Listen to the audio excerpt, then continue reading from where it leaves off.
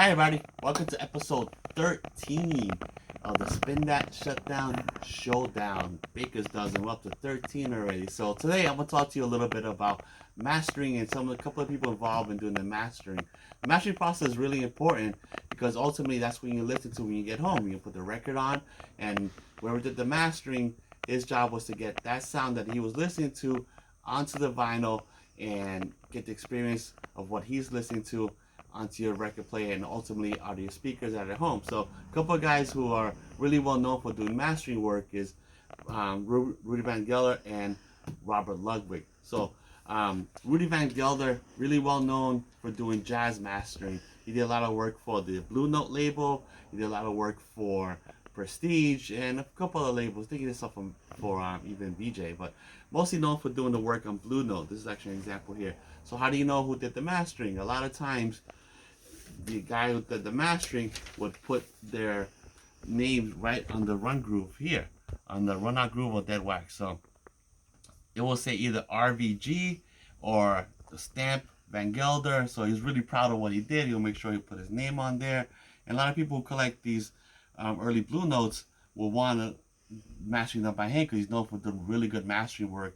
And so he's really good at putting what he was listening to onto the vinyl. So when you get it at home, you can hear what he was hearing.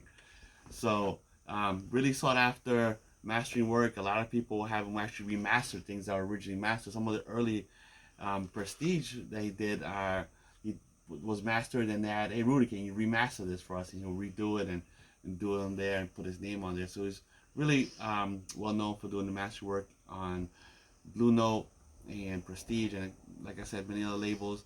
And he was really sought after for his work in mastering. Another guy who did a lot of mastering work, did stuff for Atlantic and many other labels. His name is Robert Ludwig, or Bob Ludwig.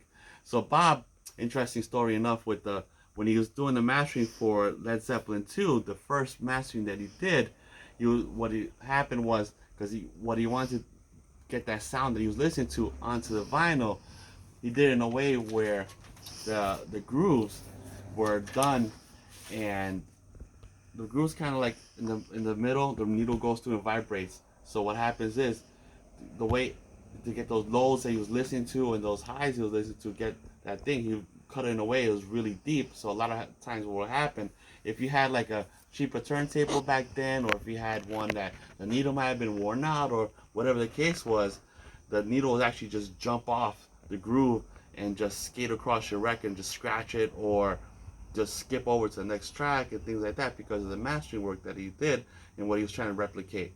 And so, and also on the Led Zeppelin 2, you want to look for the RL. He would just sign his RL, and that's really what you'll look for the Led Zeppelin 2, that you want to look for that RL pressing. So that's the ones he initially did.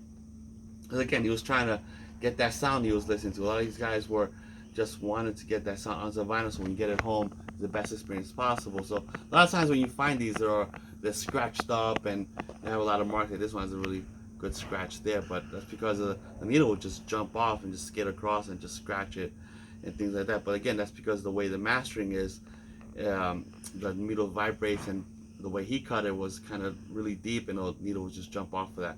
Let me show you a quick graphic on what that looks like. All right, so this is a quick little graphic of what the grooves look like under a microscope. So this is a mono, this is a stereo. So getting back to what Robert Ludwig, what happened to his, see these little valleys here that go around, because he was trying to get those deep sounds that he was listening to onto the vinyl.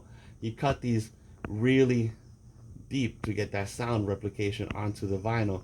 So unfortunately, what happened, if you had like a worn needle back then, or just a not one set properly, or it was just a cheap turntable, the needle would just like jump off. You can picture like almost like a ramp. So just hit the needle, would jump and just jump off and just go to the next groove, or just like skate across the record.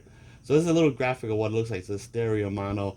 So mono is just one signal going away across, so both sides are exactly the same, or actually just one signal coming out, but it just was one speaker, one receiver, and this was stereo, so you have left and right signals, so left and right speakers have the different sounds. So Ortofon makes a good mono needle. I'm sure other companies will make it, but anyway, so this is kind of an example of what it looked like. And what happened with the Robert Ludwig pressing is these grooves are really deep, so it's trying to get that sound to come across on the vinyl, and the needle would just jump off.